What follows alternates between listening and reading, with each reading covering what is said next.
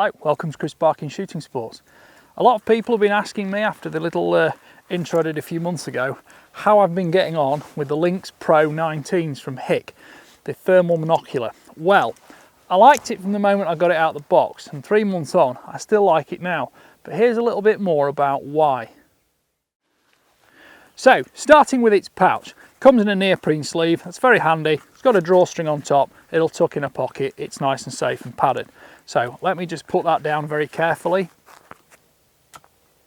So starting at the front, here it is, HIK 19 Lynx Pro. We've got a rubber cap for the 19mm objective lens, and surrounding that we've got the well-weighted, firm but smooth rotating focusing wheel. On top there are the 4 control buttons, and me being me, I do like things that you can use ambidextrous. So you've got 4 buttons that fall under your 4 fingers, back to front. You can use it on either eye, in either hand, and generally speaking, just ignore the lanyard that's flapping away underneath. It's hassle-free, and you can walk around with it in your hand and you forget it's even there. I've only got the lanyard on so that I can completely leave it alone. Going from the control on the side there, that's the diopter control to focus it for your individual eyes. Now, of course, you might say if you've got specifically different eyes, left and right, I have a tiny bit by about 1/4 of a diopter, but once that's adjusted so I get a nice crisp clean screen image inside, it doesn't really tend to bother me, because at the end of the day it's a thermal imaging unit. It's designed to pick up heat sources. It's not designed to give you a great 4K picture like you're going to see in the cinema or at the Oscars or something like that. It's about detecting heat. Now at the back, the eyepiece, this is a round rubber collar. It's nice and soft and it fits against your face, and the eye relief is correct. I've had a few other thermal images recently where the eye relief is far too short and you've got this kind of very crisp round detail that fits into your eye, and you've got to squeeze it in quite hard. Okay, it doesn't hurt, but it's annoying and it's irritating having to force it into your eye, especially on another feature that I am a bit of a bugbear about, the actual ocular lens. Now, some of these on some items have an absolute pinprick focal point, and if this thing moves even slightly on your eye, you lose focus and you start chasing around here. It annoys me. I think it's pretty useless. The HIK doesn't do that. It doesn't do it on the Vulcan 35, doesn't do it on this. It's easy to use, it's simple, and it's accommodating. It's got that sort of bit of freedom of movement, so you're not nailed into it, and you can, just lift it to your eye like you do your binoculars that you're not always searching for focus on. Working front to back on the buttons. So hold it down, a few seconds later the power comes on. I'll put it on now and it'll tell you 1000, 2000, 3000, 4000, 5000, 6000, 7000, click, and that's gone live. This HIK logo comes on after about 3 seconds. So I'm there now in daylight and I'm just nicely focused in on a tree line 300 meters away. These are rats close in. Specifications on the HIK are it's 384 by 288 pixels. It's a 12 micron unit. The objective lens is 19mm, and detection range on a human, 1.8 meters tall by 0.5 meters wide, is estimated at 897 meters. It's a vanadium oxide uncooled focal plane array sensor. Refresh rate is 50 Hz, so you get a smooth image, and it's a 35 millikelvin NETD, so that you've got the greatest perception of what the difference in temperature is across the surface of an object.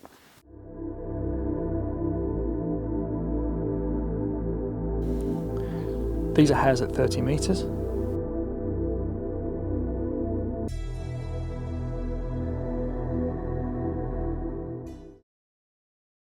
Optical magnification is 1.86 times, and zoom, which is all digital, is either 1, 2, 4 or 8 times that base level.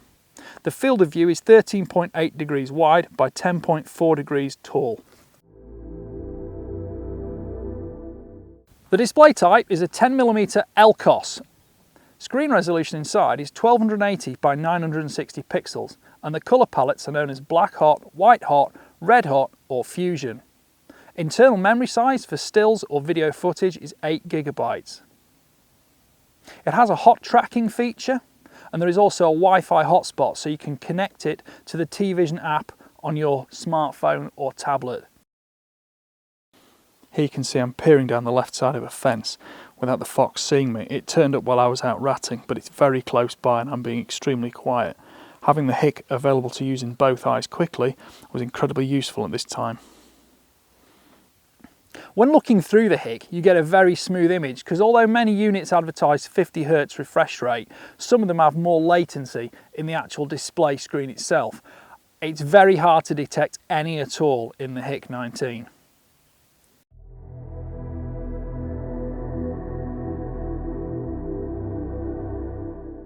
The degree of protection against environmental conditions is the IP67 code, which means it's protected against dirt ingress and protected against temporary submersion in water, i.e. it's probably going to be okay in rain, but don't drop it in a puddle for more than a second. Operating temperature range is -20 to 55 degrees centigrade. Like any thermal, generally in the colder the conditions are, the better you're going to see with it. And of course, atmospherics have a big factor involved, and in damp air or fog, mist, things like that, you will lose some of the natural capability of the unit, which is the same for any thermal really.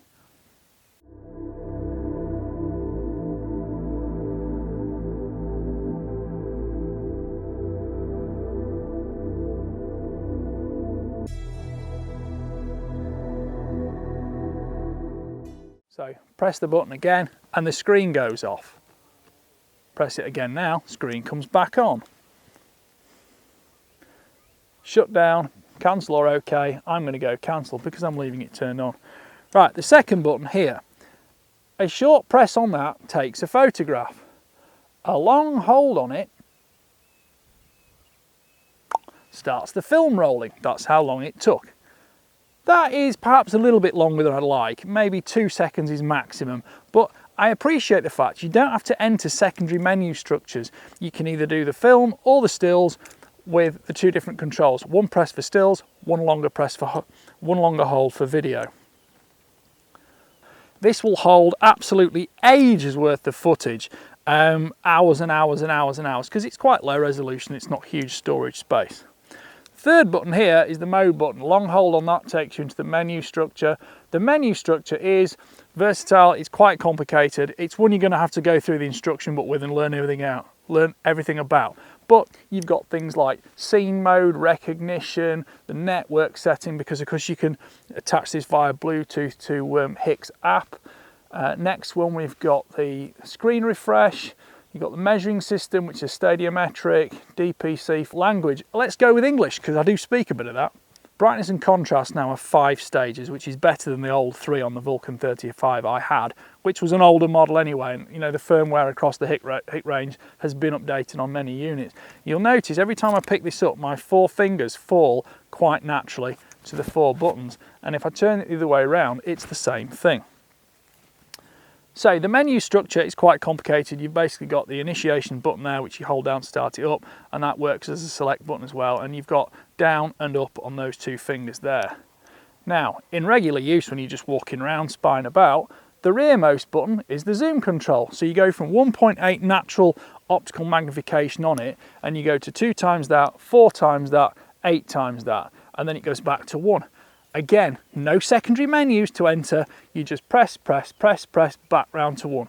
So I think that's just super easy, super fast, and you're not messing around just like looking for controls.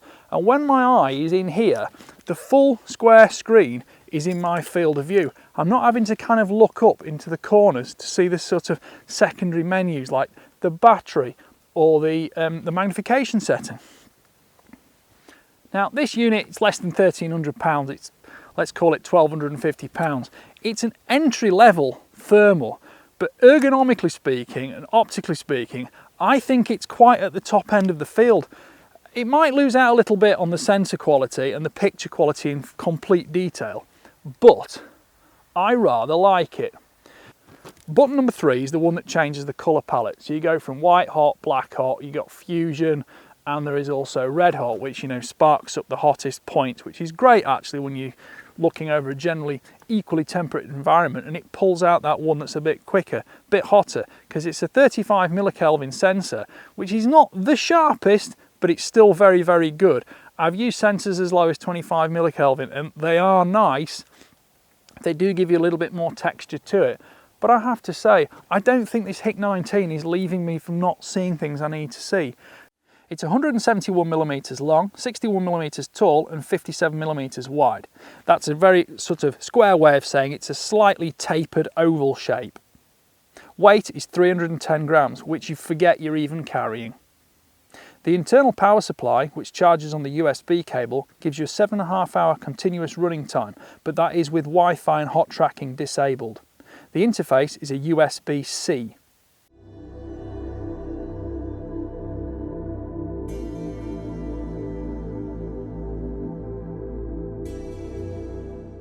After 1,000 cycles, battery capacity is still rated at 80% maximum.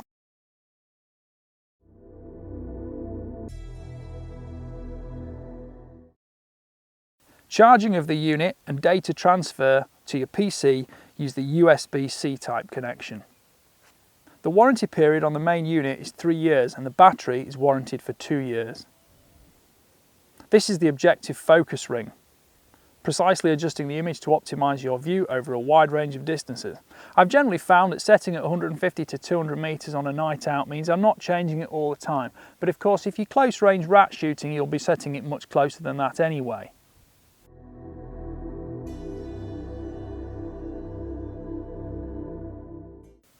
The internal screen seems quite large actually, because it's actually the same size as that seen on the 35mm model like the Vulcan.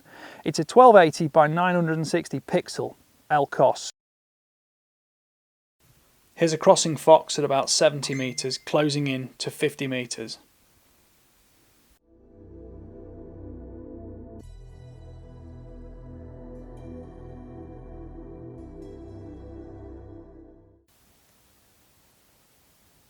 The T-Vision app allows you to connect, stream and record directly to your smartphone. So if you're not PC based at home or in the office, you've always got that capability to transfer files between you and others.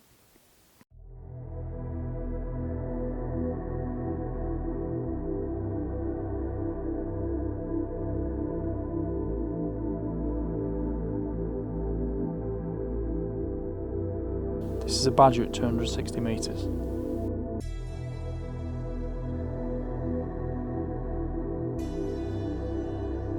These are Hares at 130 metres.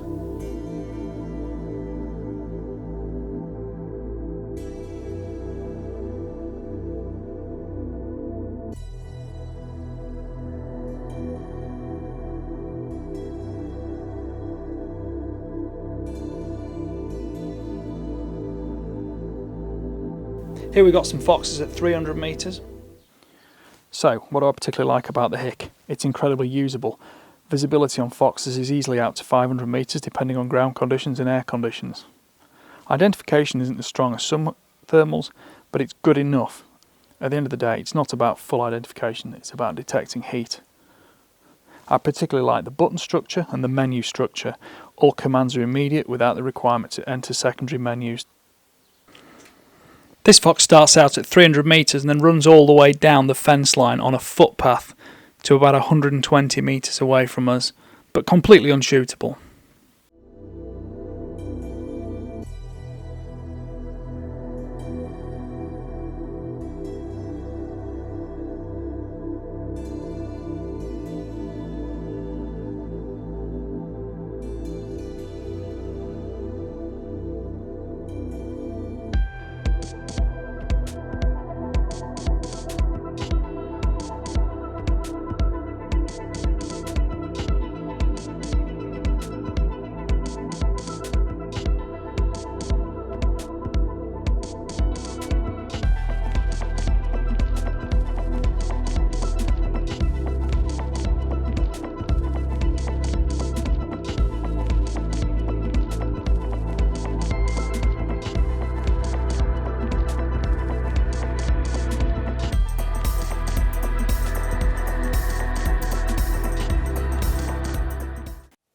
Well, thank you for watching. I hope that told you a little bit about the HIK19 and why I like using it. Me being me, I'm not so bothered about the intrinsic details and specifications of an item.